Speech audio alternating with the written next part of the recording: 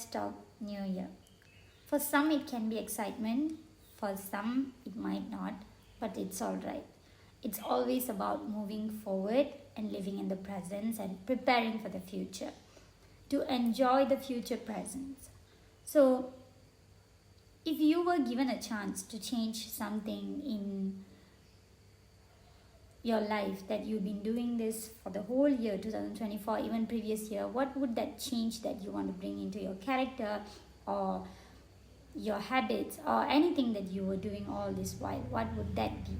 Number 2, if you are doing something already great and you think it works for you and you want to carry forward for the next year, what would that be? And number 3, if you have bucket list goals that you would want to achieve by this age or by this year, what would that bucket list be that you want to do next year?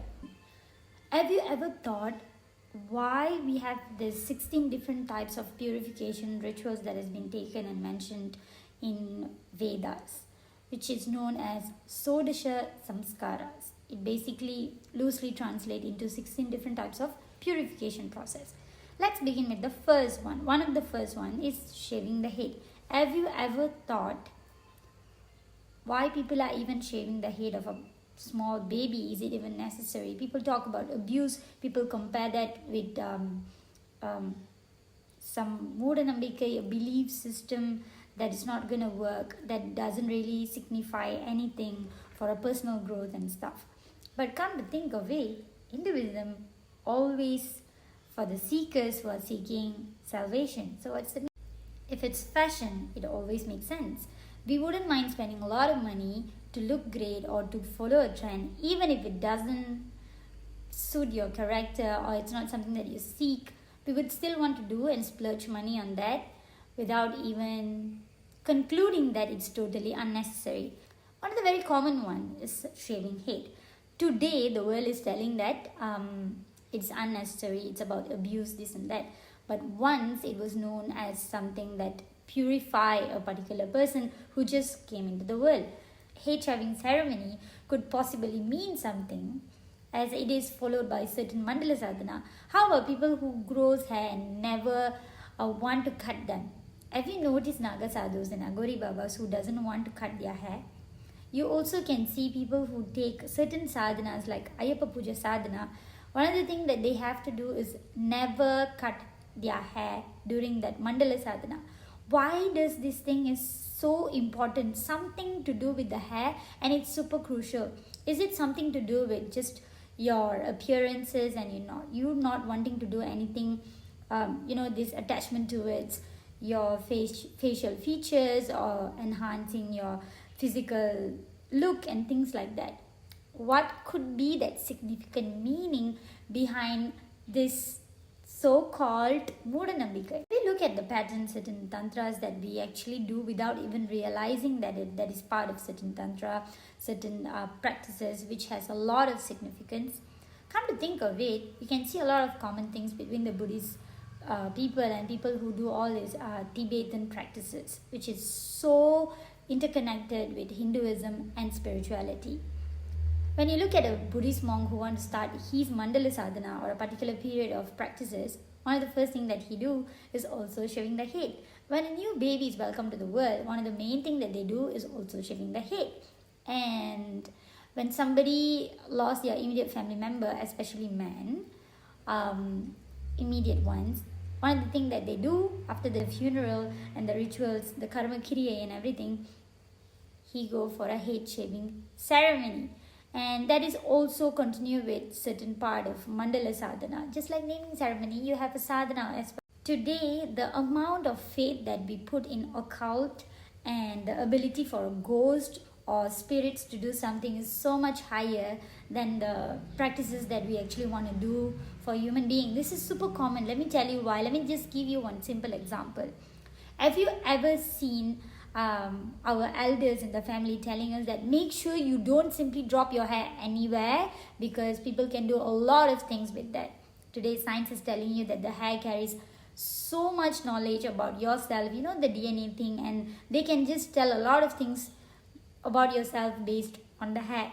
In fact, so much of movies shows that you can do a lot of discoveries with hair, because the amount of DNA that is so engraved in that part of the body, it's just a lot. So the faith that we put for the occult and too scared to do something because your hair will drop and people can do anything to you is so much higher than giving this hair to a deity. As Hindus who believe in birth cycle, one of the most important thing that we should carry together with the loop of birth cycle, salvation and karma. With that being said, it has been said that in so many scriptures, quite a lot, that a soul actually touches almost 84,100,000 of yoni. That means the possibilities to have this much of lives is there. So that is why we can always hear people in our family constantly telling us things like, you kill that, you're going to go through the karma, even if it's not in this birth, you're going to get it in the next birth. That is so common. Or loosely we can translate into my mother tongue, which is, இவளை பாவம் பண்ணிட்டு தானே, இது உன்னை சும்மா விடாது, இந்த ஜென்மத்தில் அடிக்குதோ இல்லையோ அடுத்த ஜென்மத்தில் அடிக்கும். This kicks in like anything. But talking about this, what this has to do with Mundan ceremony?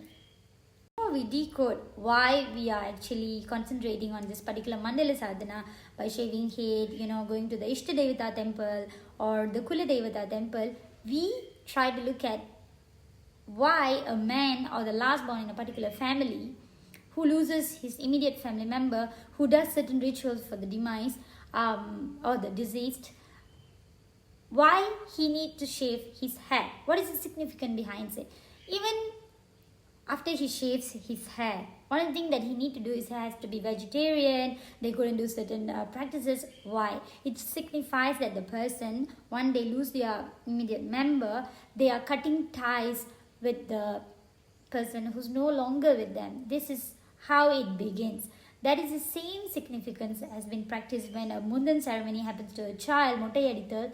We also signifying that the child is no more having any bonds with the previous birth, which carries a lot of memories. As a Sanatani, the ultimate goal of achievement has to be salvation. You may own a lot of things today, but the highest achievement in a Sanatani has to be the salvation.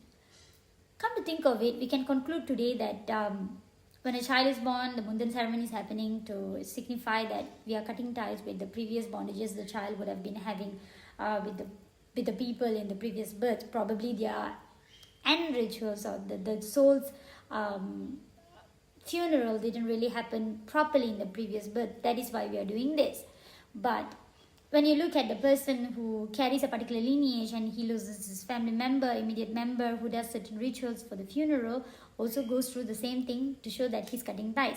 Same goes to the Buddhist monks, same goes to this Ayappan people, so many other things, right?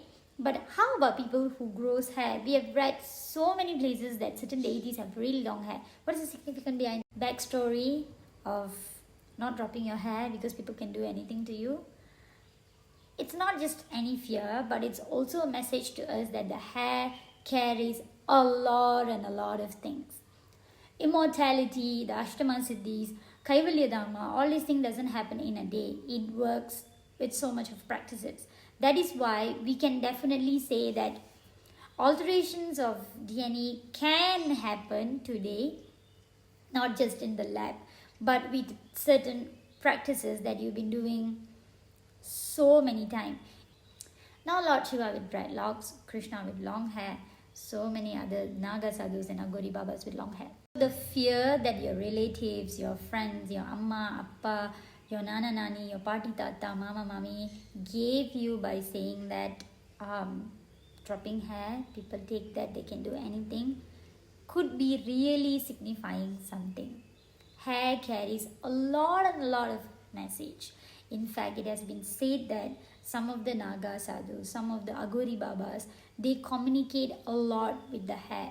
Now, stop questioning every single culture or appropriating every single culture in the name of abuse, in the name of Moodanambikai. Start asking, why are we doing this? Start doing proper research. Now that the new year is coming, I just want to wish you guys all the best.